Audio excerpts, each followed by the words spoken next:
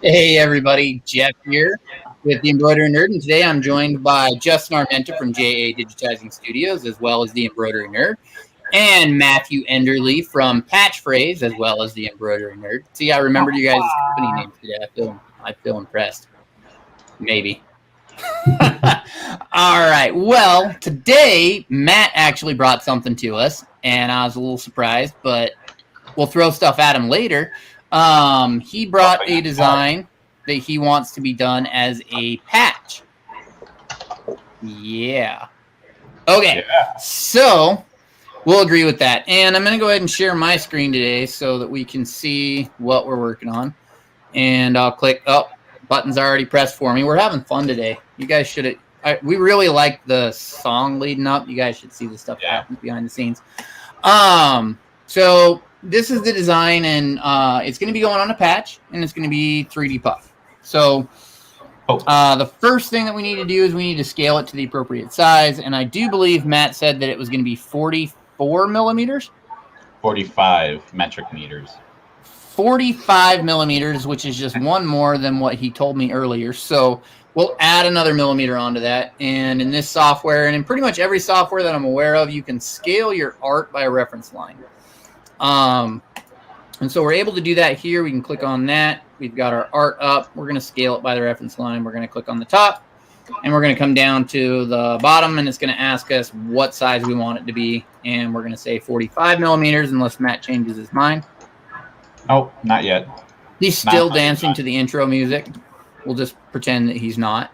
And then I'll bring it to the center, and that's when I lock it to the screen. Now I could come over here and click on lock, but I am a big firm believer in keyboard shortcuts because it is significantly easier to use your software, and I honestly don't know where all the buttons are, but I know what the keyboard shortcuts are. So we could go around and try and find the keyboard shortcut or the buttons, but it'll just be faster if we don't. Justin looks like he's deep in thought here. I'm deep in digitizing. He's deep in digitizing. So I'm deep in watching. And Matt's watching. So the next thing, the rest of the patch. So I'm just waiting for the paid portion of it. The central element. So the next thing that I do before I start to digitize anything is I start to look at the width of what will ultimately be our, I guess, satins. I'm not 100% sold that this part right here is going to be a satin, but ultimately it might be a satin. And so I'm going to check the widths here to make sure that we are wide enough that it makes sense to do it in 3D foam, because if it's not quite wide enough, we're going to have issues with it sinking in, because the narrower your satin stitch is, the more it compresses the foam down. I'm waiting for those guys to disagree with me. I'm looking at them. Matt looks like a bobblehead, and Justin's shaking his head no. So apparently that might not be correct. But before we go too far, I'm going to jump in. I'm going to grab a couple of comments here. We have Eric saying, I'll be in and out, but from Albuquerque, New Mexico. I could not have butchered that more. We have Impressions Brand from California, and he's covering that, so that's okay. And Eric says +1 for shortcuts always. I can honestly tell you that I do not know half of the buttons on my screen, but I can get to where I need to go with the shortcuts. So next up, after we determine the width of everything and we make sure that it's going to work, we have to kind of decide how we want to break up this object, because we're not just going to throw a flat fill on it. Well, I wasn't planning on throwing a flat fill on it. Those guys might change their mind.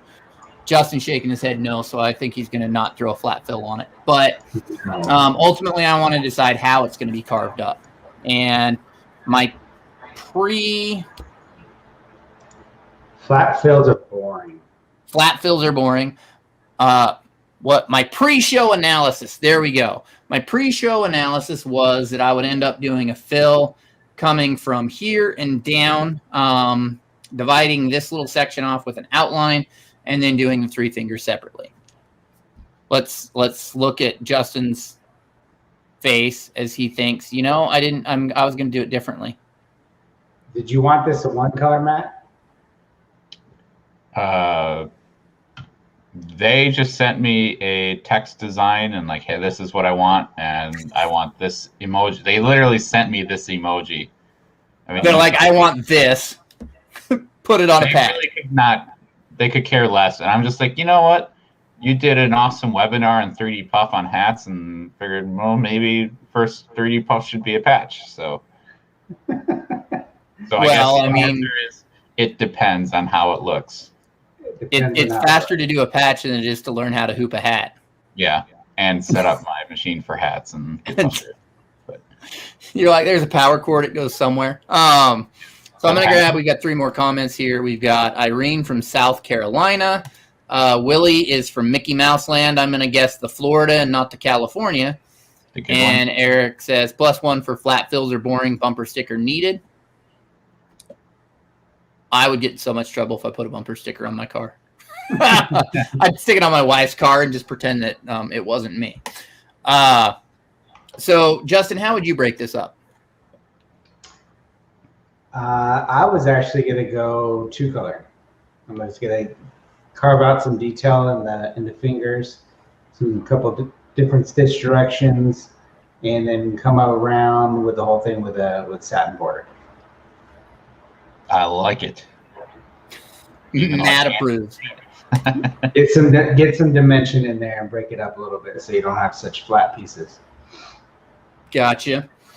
So that was you're gonna have to like give me a graphic of that, Justin, because. Okay. How about this? Go ahead and start with the way you're gonna do it. And I'll finish up a little bit on here what I'm doing, and then we'll compare and contrast. Gotcha. Well,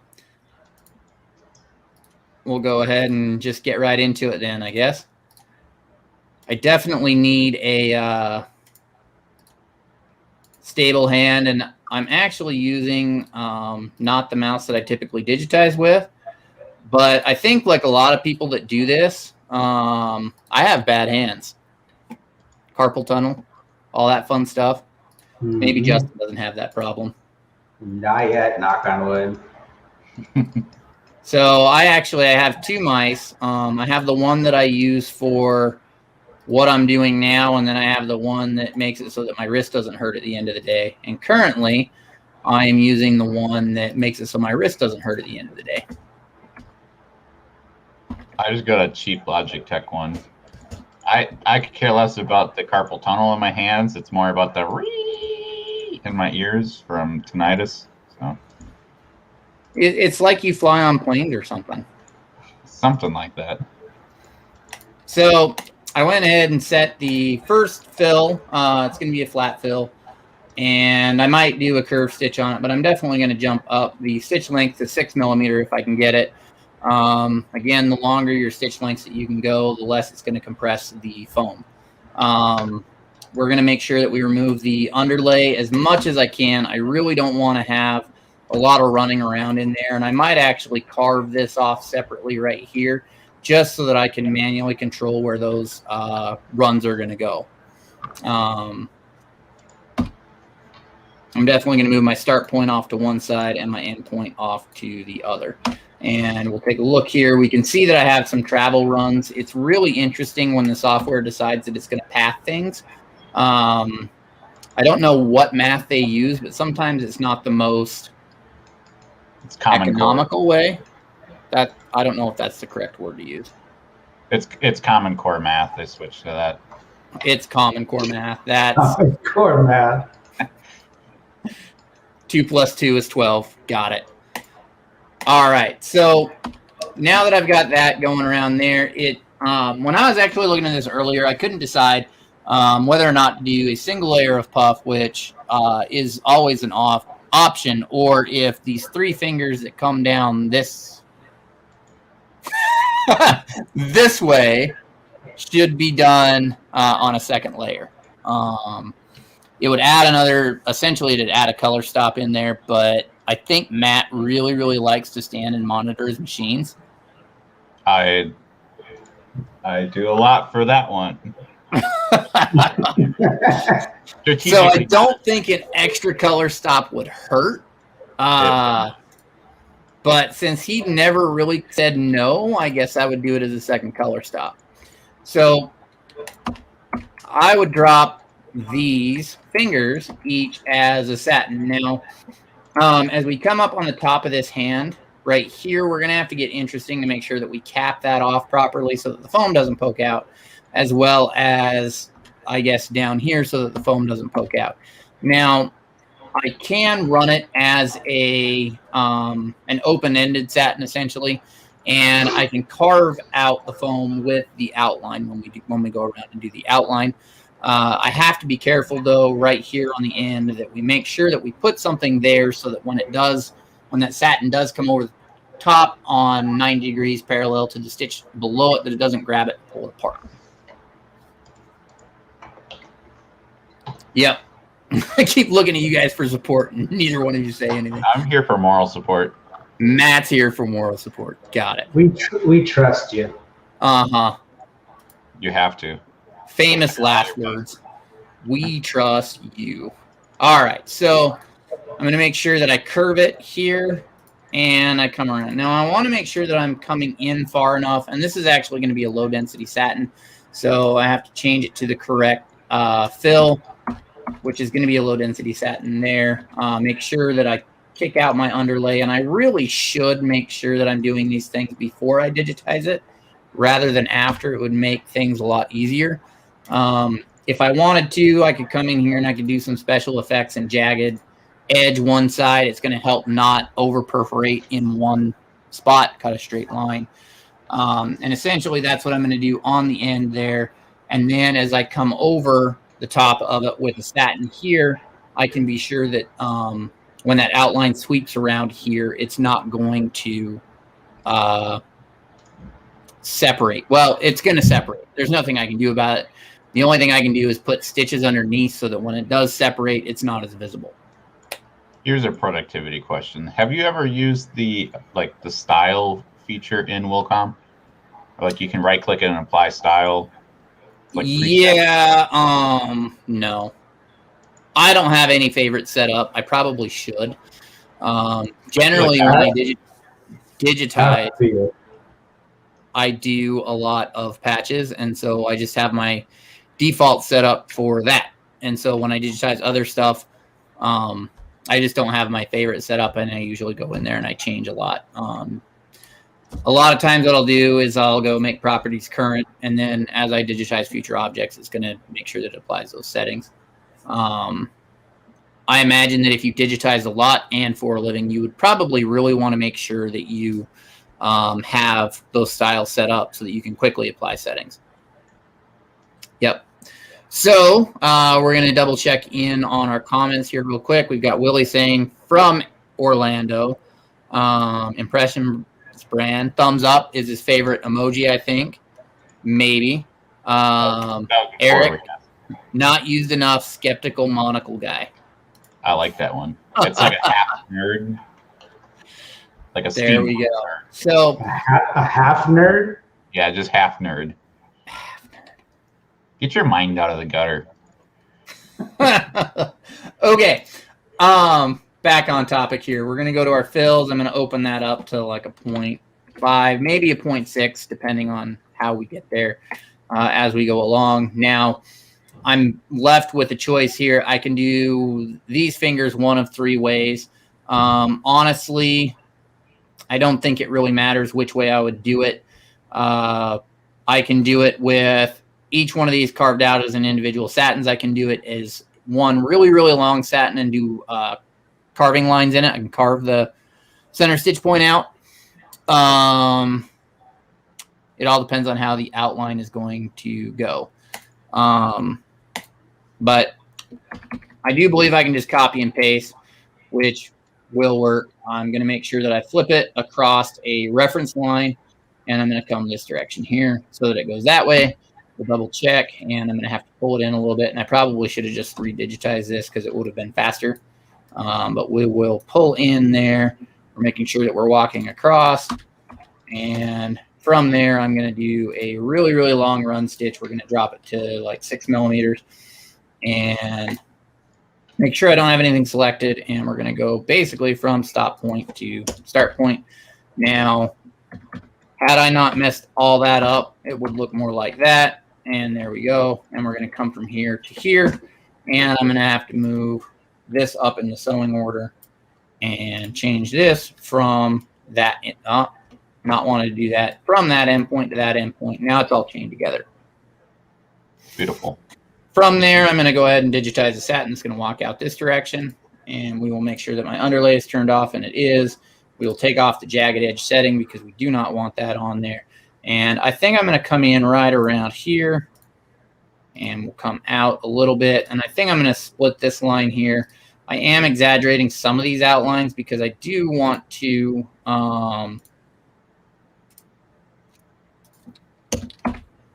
drop an outline right there, and I need to make sure that with puff, when you're cutting foam with stitches, you have to make sure that you don't have too many stitches dropping on the same line.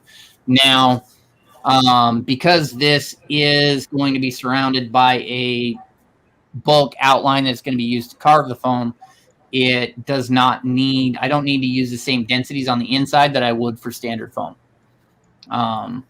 So for this, I'm going to use probably a standard 0.4 density. And we'll see what we're sitting at here.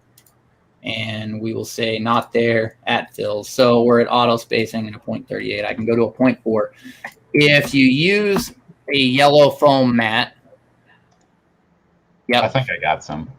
If you use a yellow foam, then you can go a little bit more open with your densities because as it shows through, it's going to still kind of be the same color as the foam sitting on top, or the stitches sitting on top. Lots of words today, Justin.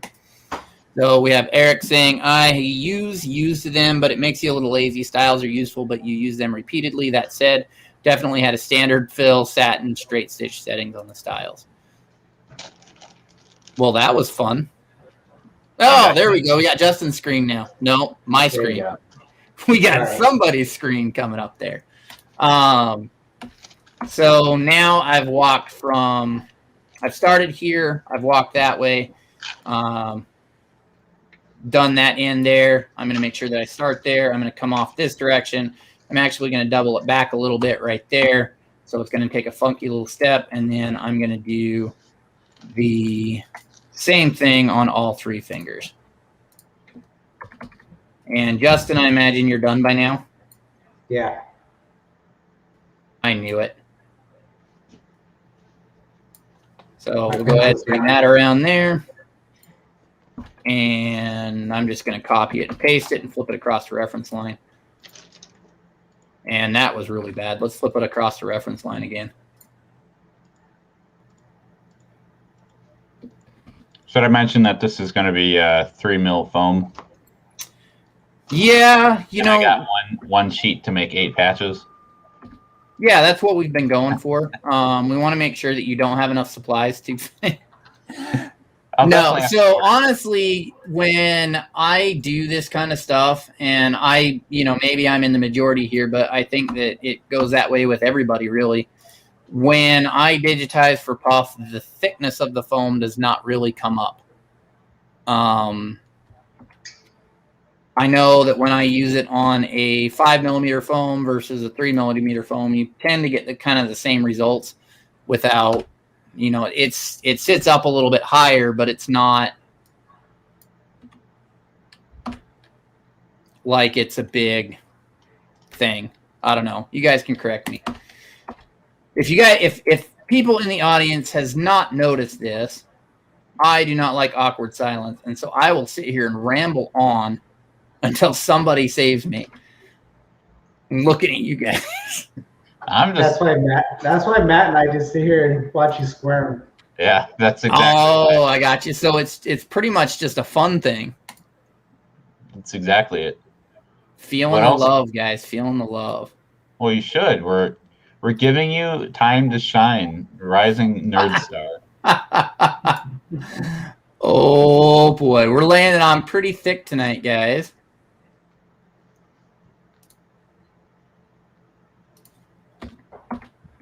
There's your awkward silence. Here's a question I have for you, Justin. Now, when I was initially looking at this, approximately 8 minutes before this live started, the one thing that kind of came through my mind when I initially looked at this is this outline. So the outline is not a very heavy outline, and if we measure it here, it's going to be 1.2 millimeters.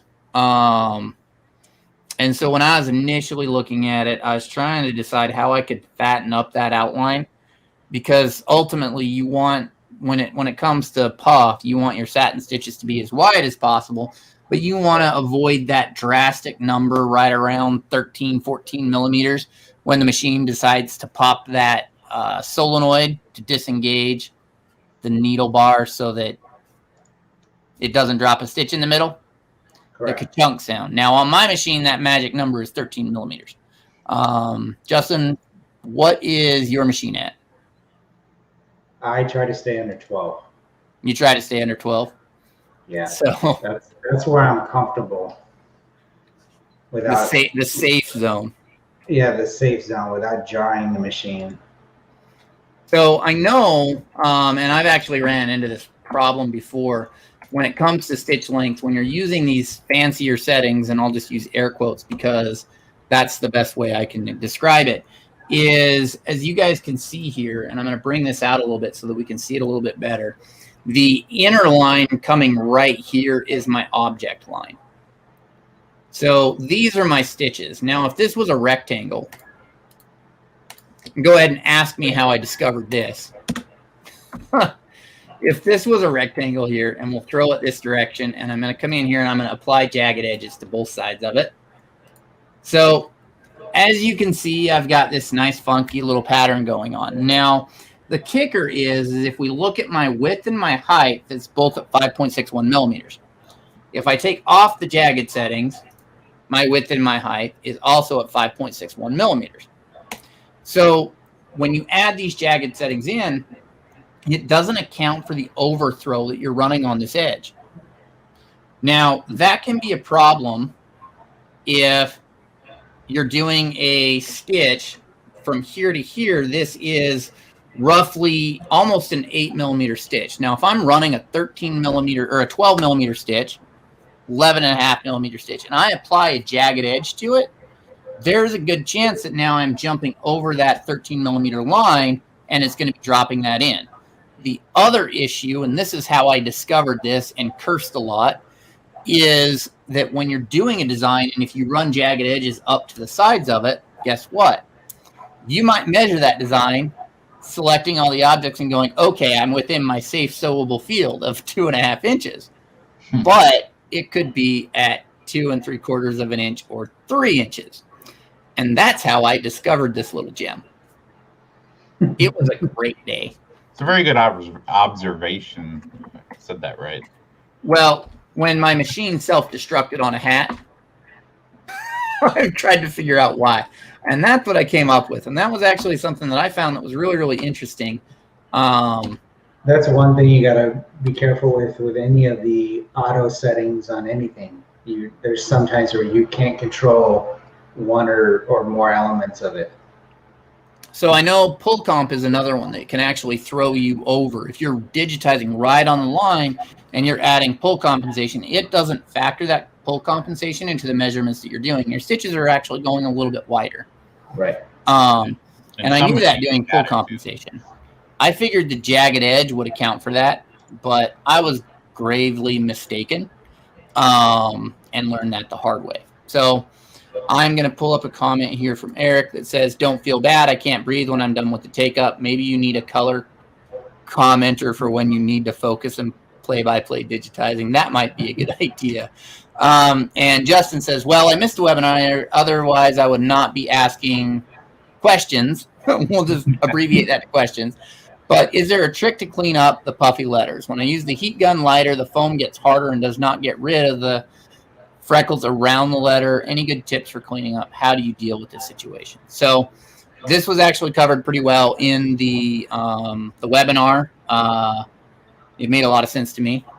But essentially what you do is you're going to use a blunt tool, whether it be tweezers or something else that's not going to snag the thread. And you literally sit there and you poke those little nubs in. And when you poke them in, the extra density on the foam is going to cover it.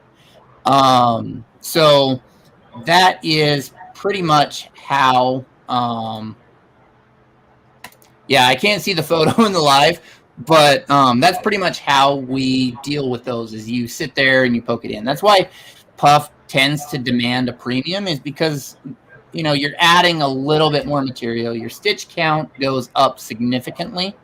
But the other thing that happens with that a lot of people don't really account for is the extra time that you're going to sit there hitting it with a heat gun, cleaning up all of the blemishes that don't necessarily get covered up. I know when I digitize a lot of foam, it's very, very rare that I get that perfect peel off that there's no cleanup needed. And when I do get that peel off, I'll usually run it again and take a video and do that peel off again so that you have that video that everybody sees. But the stuff that you don't see is people sitting in the background while their machine's running, poking in those little bits.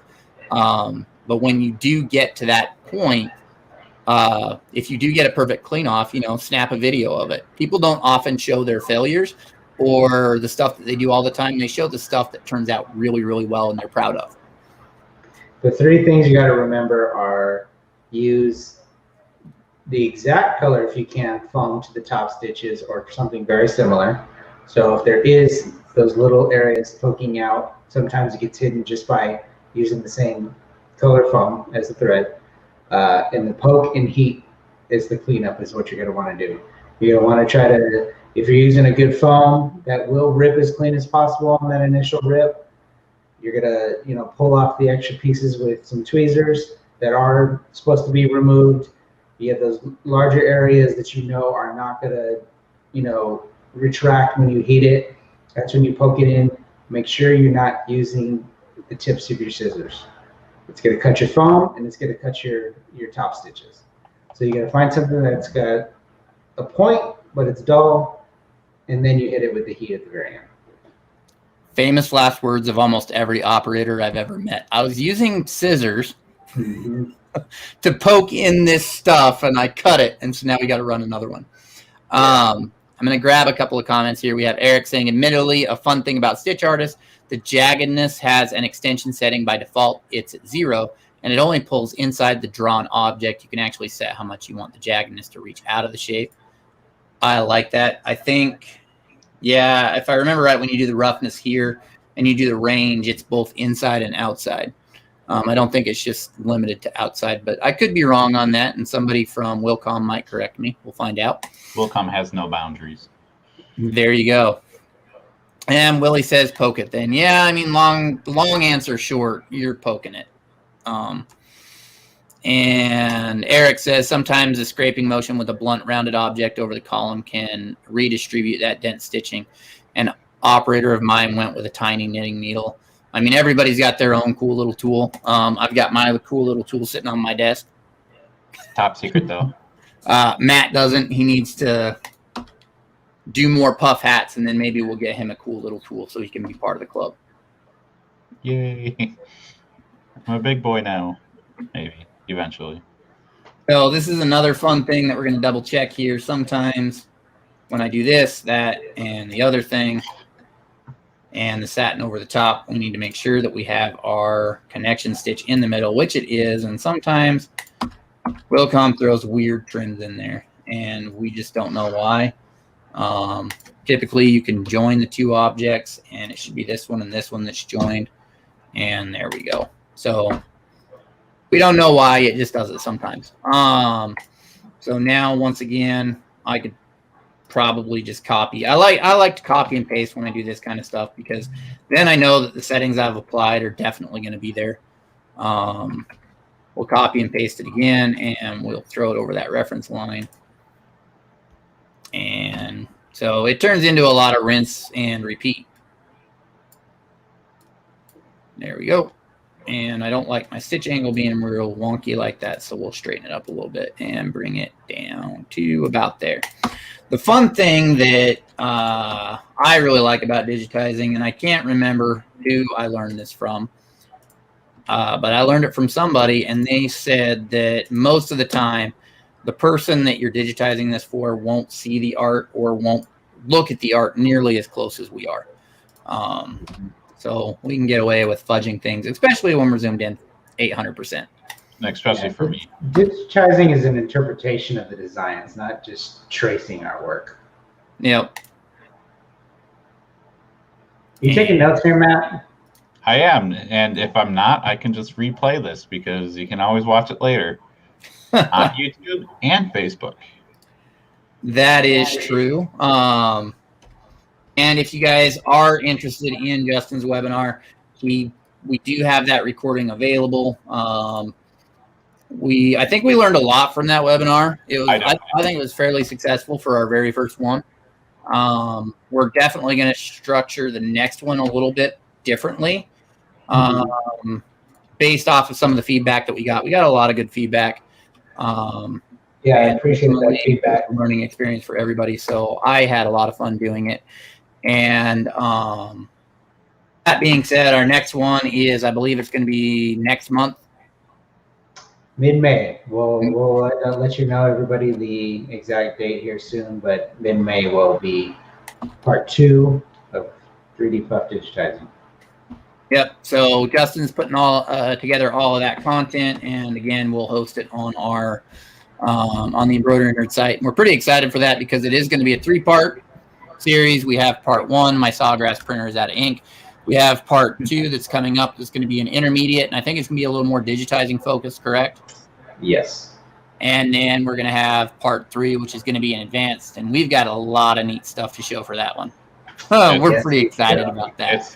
We are having fun with some new stuff. Yeah. It's going to be fun. Minds will be blown. I hope. So now that I've done these 3 fingers, I'm going to grab here with a run stitch, and I'm going to drive it down this seam so that I don't have a color change. And I'll drop it right down the center, because I'm fun like that. And we'll just go right into our satin stitch. And I'm going to do a digitized blocks coming out this way, because I want to make sure that I am defining this little piece right here. And I'm going to curve it right there. And we'll go like that. So now we've got the inside of the hand a little bit defined. I know that that run stitch is going to drive down in the center of that fill, and it's going to sink it a little bit. And then the stitch is going to go over the top of it. Hopefully you won't notice too much, but I'd really like for it to stand up a little bit more. And it might with my longer stitch length. If I go in there and I take out the, what's that setting? Where it shortens the stitches as you go around a curve. The mitering. I don't know. No, what's it called? Variable run length. There you that go. One. So if I take that off, I know that it's going to stand up a little bit better, because we're doing a longer stitch length. You can see as it runs around these corners how it shortens up that stitch length right there, to help it turn that corner a little bit better. From here, I get to decide really how I want to go about outlining it. My start and stop point is obviously going to be right here, because this is where I left off. I can go around. and I'll probably go around to right there, cut around, drop down with a run stitch, come around this way, there, drop down with a run stitch, come around, and go around the thumb. Unless if I have any votes against it. Nope. Nope. Sounds I'm good. driving this runaway bus. We're all just riders on it anyways. Go right it off this cliff. So I am going to go about 1.6 millimeters on my width of this satin here, mainly because I want it to show a little bit better. So we'll go ahead and come up right here. And what did I say? Go right here. Justin, I forgot what I was doing. You guys? Yeah, I think that's what you said. We'll just come around this way. And we'll stop it right there. And again, I'm just going to run down here. You want to be careful when you're doing run stitches on foam, because as you do these run stitches, it is compressing the foam. Every stitch compresses the foam a little bit, and you just have to be aware of that so that you're not excessively traveling. There are travels that you can't really get away from, but as long as you're not going nuts with it, you should be okay. And again, I'm going to drive a stitch right down the center here. I am using the space bar, which is my favorite keyboard shortcut, because it is the one that toggles between my run stitch and my satin. I'm going to come right about right there, and we'll cut this way here and go. I'm going to split it about 50% on this one. Maybe I'll come in just a little bit. It is going to push out on these ends just a touch. Not nearly as much as if this was a, if I was doing a density to cut the foam on this inner part. It's not going to push out nearly as much as it would. And we'll just go around there. And Justin is shaking his head. No, I'm not. You know, I think this kind of proves that why you can't just come straight from like Adobe Illustrator designing logos for umpteen years and expect to be able to do this in digitizing without actually doing any training or whatever, because you actually have to realize that every stitch modifies your foam a little bit more than what you think it would. You know, I want to say my favorite last words that I hear when somebody is having problems is, I've done Illustrator for insert the number of years they say here, and so this should be easy. And typically it's always followed by this should be easy. But in the groups, I've been seeing a lot of issues with people having registration problems with fills pulling away from outlines and stuff like that. And I think that's exactly what it is, Matt. It's people coming from the art programs and thinking they could just implement tracing basically, or auto digitizing does that a lot, where it'll recognize, you know, an inside color and stop it where it starts the next color, and so elements are barely touching each other, and when you stitch it out, it's not compensating for all the push and pull. Yeah, and you tend to see that. You tend to see that a lot. You can always tell when it's a graphic artist that's new to it, because the outlines and the fills are just, I mean, they're touching. They're not overlapped. They're kissing. Right. And they say that's not working. But, you know, everybody starts somewhere. We all have to learn. But the important part there is when I've ran into this sometimes, the people, they just say, well, it should work because I've done Illustrator, and they're not willing to open up to the possibility that, you know, it's not going to work. They just think that there's some magic button that you're going to click that it's just going to fly, and it's not. If you are a screen printer or someone who does artwork for screen print, I try to tell them they have traps that they use when they're doing colors. So the registration, when they're doing their screen prep or their setup, you have traps in the colors to either hide white bases or even when colors meet. And that's minute when you're working with screen print art. So it's kind of the same thing, just kind of to the 10th level. Right. So I'm going to grab a few comments here. We have Eric saying, always digitizing interpretation to the medium of embroidery, not replication. Learning how to draw vector helps you draw shapes. It doesn't teach you what shapes you'll need, when you need to alter them, and why you use stitches, let alone artistic interpretation. That's a pretty good comment. Randall, what foam do you recommend for this? So I have Ganold 3mm dense foam is what I've got sitting here. It's what I'm currently using. I believe, Justin, you use Madeira Bodybuilder primarily? Bodybuilder and Ganold. I like the Ganold as well. So those are the ones that we run. And I will be using Ganold since that's what I have. Yep. And Eric says the real famous last words. That looks right on screen. Famous last words. So I've went ahead and I've gone in here. I've got these outlined, and I can honestly tell you guys that I'm not happy with the layering that I have. Looking at this, it doesn't look correct, and that's mainly because this finger is sitting underneath these two fingers, and this little piece is on top right there. And when you're lapping objects, you need to make sure that you're lapping them so they look proper. And so that's going to end up getting repathed, because it's not, if you hold a hand like this, it's not going to look right. So that's my 2 cents on that. What was that, Matt? I'm requesting an edit. $5 an hour edit. Before it even came out, there's already an edit request. It's just expected, you know. Yeah, so I will change it to maybe this orange color. I like my orange a little bit better. Nope. Back to yellow.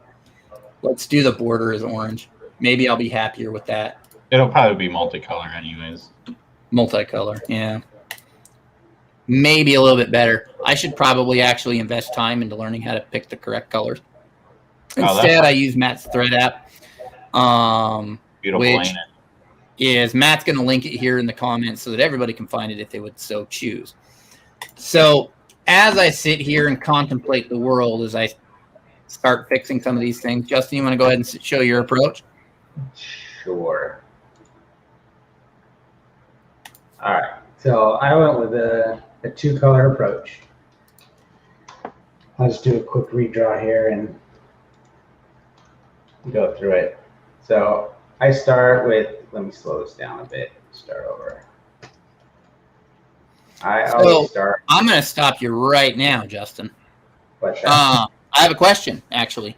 So if you're doing, because this is going to be on a patch, ultimately it's probably going to be the last element on the patch, so there's already going to be elements there. Do you still see, because you're laying down basically a stabilization for it, correct? Correct. So this is going to be on top of my phone, and I'll explain to you why. Oh, okay. I pretty much use a global underlay across the board, because the way I have the elements cut out, I don't want that big piece of foam shifting, lifting, or anything like that. So this is kind of just a stitch across the whole shape. It's going to hold your foam in place, all the pieces in place. It's kind of like a major overall plank, if you will, just holding it in place. Gotcha. So, all right. So sorry, it's bring your pet to work day, I guess. So what I did was I started with a global underlay. I used complex churning fills for the 2 parts of the larger piece of pan, and that way it just kind of has a little bit of movement to it, gives you a little bit more realistic appeal to it, gives you texture, and then you get, like you were explaining, the inner parts here, you're not going to be using those to cut the foam, so I'm actually loosening up the stitch length on the fills to make sure there's not too many needle penetrations close to each other to smash down the foam. You loosen up the stitch length, so you're basically just trying to get enough full coverage to cover the foam. But again, if you're using yellow foam with yellow top stitching, it doesn't have to be that dense. You're just getting coverage to like I said, cover the foam in the yellow part, and it came across with the border, and the border here is these settings on these outer pieces are going to be where you want to perforate the foam and cut the foam. So even this little part of the palm in there, I'm not worried about having 3D settings on. So mine is a little bit more contoured. This line here kind of follows the line in your palm. But yeah, I went through and I was layering it like you said, so the fingers are kind of on top of each other, so it kind of gives you a little bit more dimension. So I have a question. How many times did you do this? Do I do this? How many times did you do this while you were looking at this design? It's funny because anytime I'm doing realistic stuff in the artwork, maybe flat or cartoonish, I'll query or Google a real image of whatever I'm doing to try to see how they look like. I was doing a cow's head the other day that I was looking at pictures just to kind of get that in my head, the dimension in my head. I do it. I know I looked at my hand like 4 times when I was looking at this design. I'm like, yeah. So that's why Justin's doing the webinars. Not me.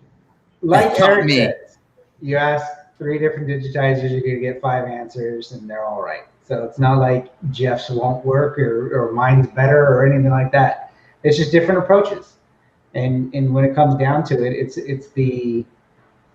I think it's just what your end customer wants. So if Matt came to us and said, hey, I want this one color, I don't want dimension, I digitize it more like Jeff's. Or if I want it.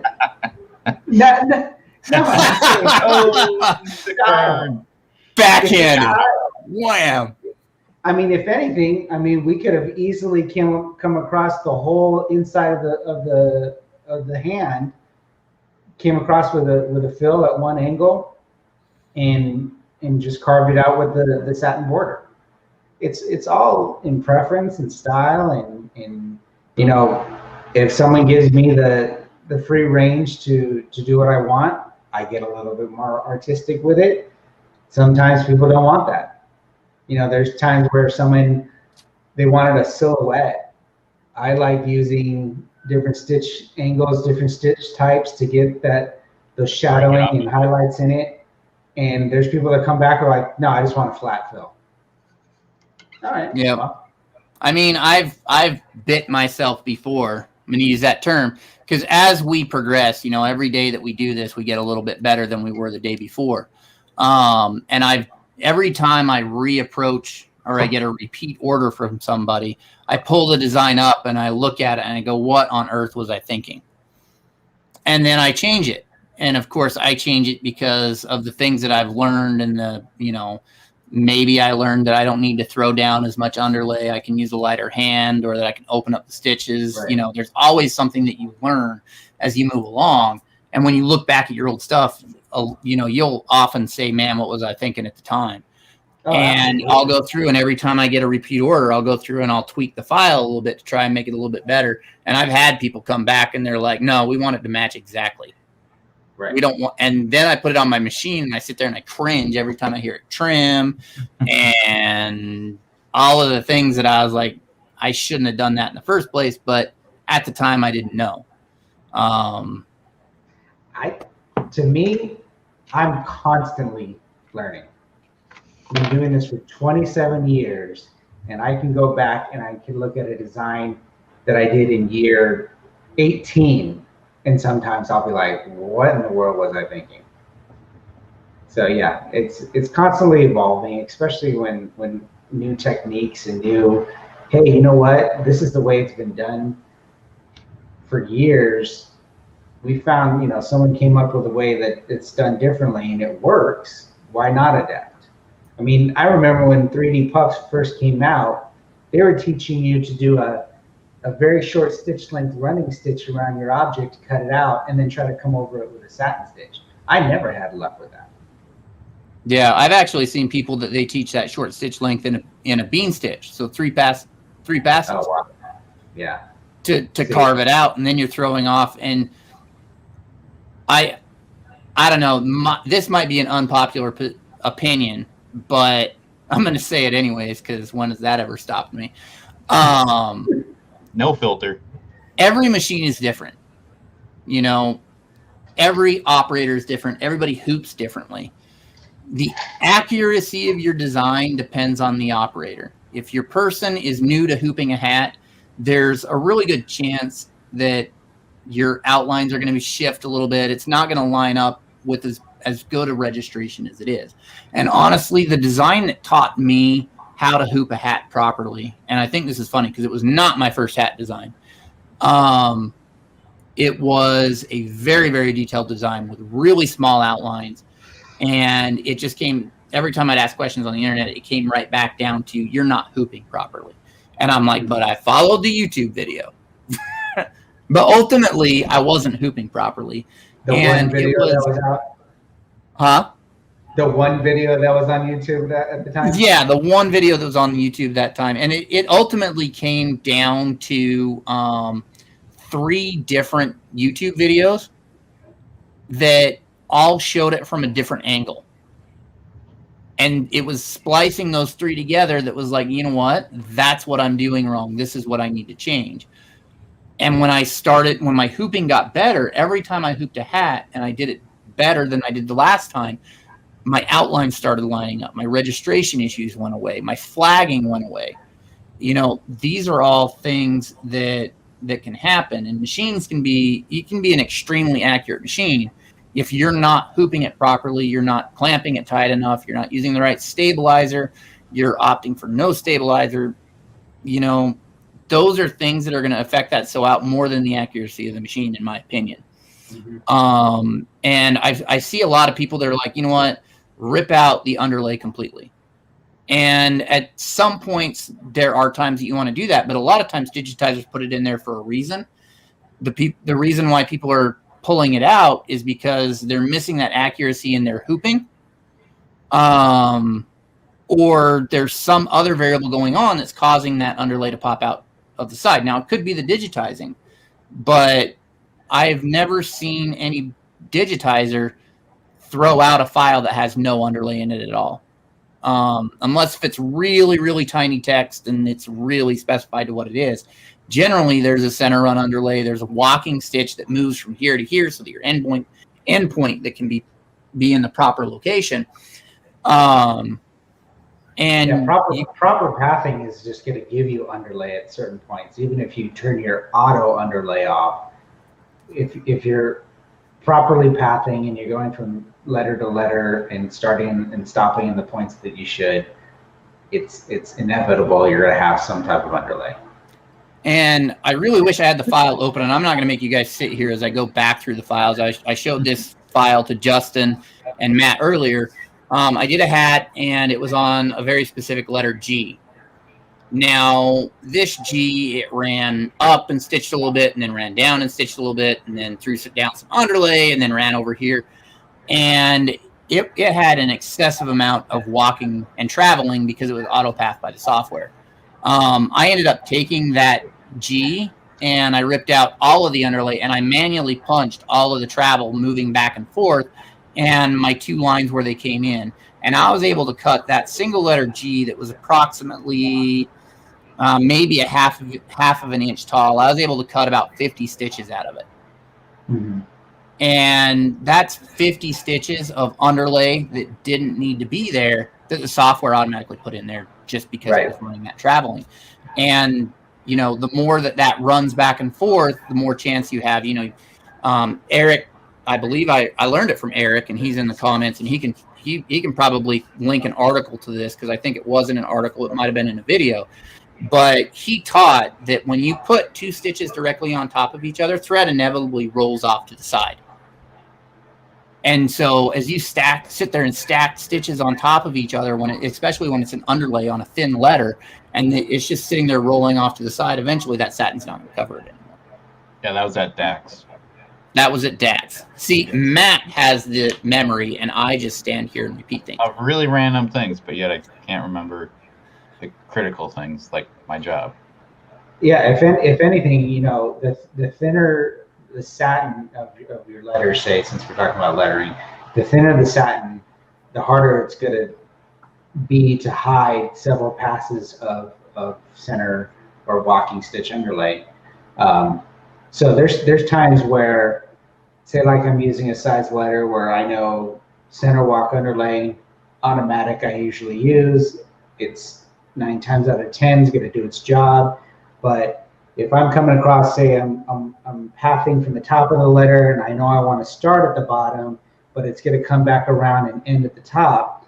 If I walk down, that's one, and then there's automatic underlay, like you said.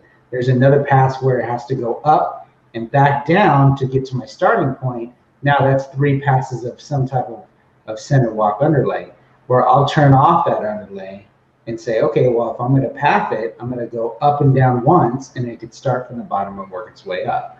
So there's just things you just got to remember, that auto settings are nice and they do their job most of the time, but you just got to be aware with it, especially with small lettering, thin lettering, and stuff like that. Yep. And, there is some software out there, I'm not pointing any fingers. No. There is some software out there that the travel run stitch length is not necessarily the same as your stitch length. So if you're setting your underlay stitch length at 1.5 millimeters, the travel underlay stitch length could still be set at 2.5 to 3 millimeters. And so you're essentially throwing in longer stitches that you're going to have issues with. And this, I think we segued, because the whole Jeff will not stop talking if there's awkward silence. We went like way off the thing here. It's good information, though. It helps people, I think. Yeah.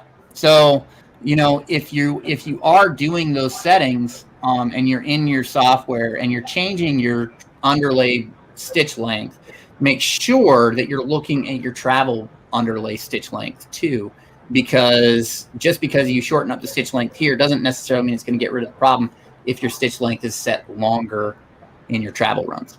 Right. And that's where I think I see Eric's comment there.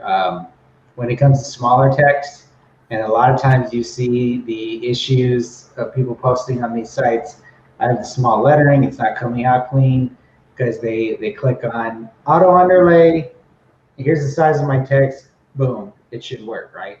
No, especially in small lettering, path, travel, and do your underlay yourself, and you're going to know exactly where every single stitch is falling, and it's not going over itself too many times automatically. Yep. So that's the comment, Eric. I think that you were referencing that. Yeah. For those of you that aren't watching, it says, especially on small lettering, I often manually punch underlay to avoid that stacking up. And the comment right before that was, travel is inevitable. I often use underlay to even that out. So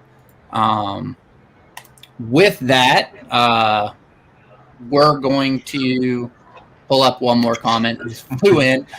So often it's the underlay escaping. Totally true. Yeah, I mean, that's really what it is. And you'll see people just say, well, rip out the underlay. And that's like a Band-Aid on an artery. It might work. It's going to produce possibly, uneven results because fabric. Rip out the automatic underlay if you're doing it yourself. Yes. Yep. I will agree. We'll all just nod our head like bobbleheads. But with that, that's pretty much what we had planned on doing. I'm not aware of anything else that we were planning on. I will, unless if you guys have anything else you want to add. I don't think so. No, I don't think so. All right. So I'm basically going to go into announcements because I like to do announcements. It makes me feel important. Coming up in mid next month, Justin will be doing his intermediate webinar on 3D Puff, where we'll probably be going in, well, we'll definitely be going in a lot heavier into the digitizing. The first one was more generic of this is kind of how you digitize, this is how you clean up, as well as sew out. where the intermediate will be a lot more on digitizing how to do it properly to get the result that you're looking for. One caveat on that, if I may add, I don't want it to scare non-digitizers away, because I think embroiderers really need to know this stuff as well. It's good to have some insight on what won't and will and won't work with just designs when they're talking to their customers. You know, when they're getting designs, if they understand the process and what can and can't be done, I think they can more recognize, you know, someone's art and someone's design if it can and can't be done in 3D. So I don't want it to be everybody thinking that it's a digitizing class, because it's not going to Yeah. be straight. So one of the things that I will add into that every operator should know is that sometimes as digitizers, we have a bad day and we forget to click the little box that says take out the underlay, or, you know, open up this stitch density, and you're not going to get the results that you're looking for. And if you know what you're looking for in a 3D puff file, when you watch it run the first time, you can say, you know what, I think that maybe there was a mistake that they made, and I'm going to send it back to them and ask them about this. Absolutely. And they can fix it, because ultimately digitizers are human. We all make mistakes. I mean, not even that, not even if it's a mistake, if it's a setting that I chose to use as the digitizer, and if the operators understand the function of what the stitches are doing, they may say, hey, you know what, on this cap over here, on this finger that you did, you know, it's doing this, this, and this. Can you adjust that part? Then I'll know exactly where to go to. It's not just, this isn't working. Yep. So I'm going to again quote Eric, because he's in the comments, and because I like to, is that embroidery is a holistic process. You have the digitizer plotting the stitches. You have the operator laying down the stitches. You have the thread, the tension, the fabric, and the stabilizer. All of that plays into the success of the design, every portion of it. So as an operator, the more you know about the total overall process, the better your finished embroidery product is going to be. Even if you don't want to digitize, if you know a little bit about it, your overall product is going to be better. Right. But back to announcements, because I will ramble on all night, I promise. So mid next month, I'm not quite sure when we'll be announcing the date, but we should be announcing that soon. Justin will be doing his intermediate webinar.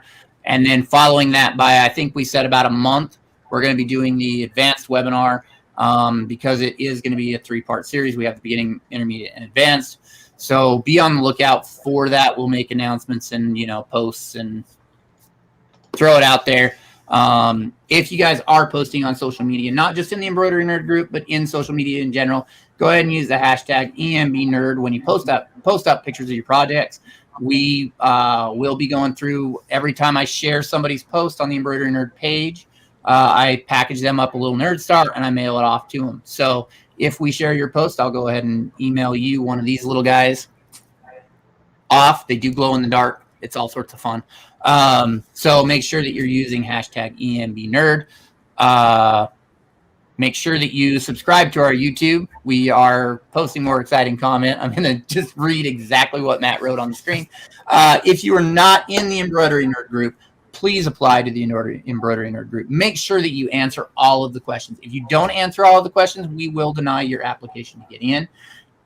But we don't often ban people. So if you get denied the first time, go ahead and come back and do it again. If you invite somebody, let them know, answer the questions. If they don't get in, make sure that they check, and if they can apply again, make sure that they apply again and they answer the questions, and we can make sure that they get into the group. That is everything that I had, and that is all the announcements that I am aware of. So with that, we have Justin Armenta from JA Digitizing Studios, Matthew Enderley from Patchphrase. I'm Jeff Fuller from Fuller Embroidery Works, and we are all here with the Embroidery Nerd. Thank you guys, and have a wonderful night. Good night, guys. Adios.